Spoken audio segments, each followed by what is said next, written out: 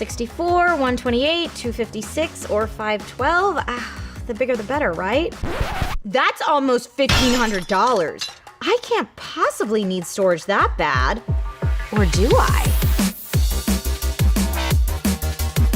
Hey everyone, welcome to DIY in 5. I'm your host Trisha Hirschberger, and today we are going to break down how much phone storage you really need.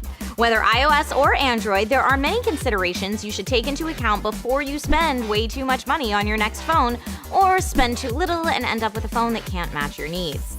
If the tips in today's video help you out, please go ahead and subscribe to this channel and hit that bell so you don't miss out on any future tech tips. Alright, right off the bat, know that your phone operating system is going to take up some space.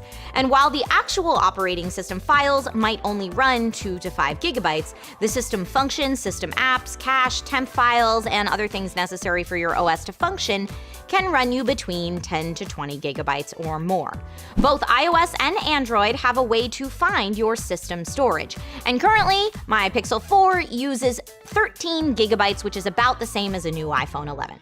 Plus, operating system updates will require an extra 4 to 5 gigabytes of free memory to safely update, so I would recommend mentally setting aside at least 20 gigabytes of your storage for operating system purposes.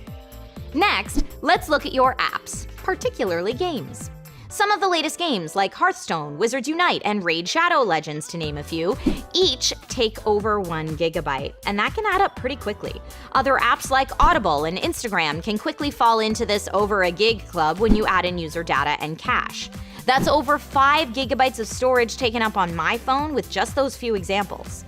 Also, streaming apps like Netflix, Spotify, your favorite podcast app, etc. all allow you to download content for offline consumption. If you download a few movies, some podcasts, and your favorite playlist before going on a trip, that's another few gigs right there.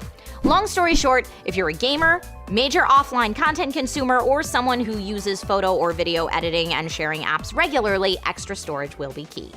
Speaking of photos and videos, this is usually the biggest space eater on any phone. As phone cameras get better, so does the footage they capture, usually translating to a larger file size. A still photo taken from a phone can range from 2.5 to 25 megabytes per photo, depending on the quality of photo taken and the photo type saved, i.e. RAW versus JPEG. The average 1.5-minute video of your dog being adorable will take significantly more space, well into the gigabytes depending on your settings. If you plan on doing tons of smartphone video and photo content creation, plan to get a lot of storage or transfer content off your phone regularly. But Trisha, how do I transfer data off my phone if I still want to use it? One of my favorite ways to minimize data use on my phone is by using the free photo storage offered with both Google Photos and iCloud Photo Library. iCloud offers 5 gigabytes of free storage to all users with pricing plans after that, and Google Photos allows unlimited photo and video storage with a small amount of compression and has pricing plans if you are a always save the original person. Honestly, unless you're blowing up large canvas prints of your photos, the minimal compression is fine for most. Plus, you can still access the photos using both through the phone's native photo app.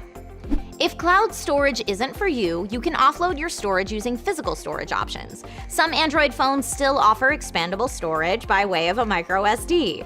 We've covered how to choose the best microSD for you in a previous DIY in 5 video, link in the description. And I have it on good authority that Kingston has a shiny new Canvas Select Plus with A1 app support in sizes all the way up to 512 gigabytes. Huzzah! If you have an iPhone, you also have external storage options via a Lightning USB like the Kingston Bolt, but you still need an app to use it. iOS 13 doesn't support external storage like the new iPad OS does. TLDR, most users really don't need 256 gigabytes, 512 gigabytes, or even 1 terabyte of phone storage. Most of us sit right in the 64 gigabyte or 128 gigabyte space.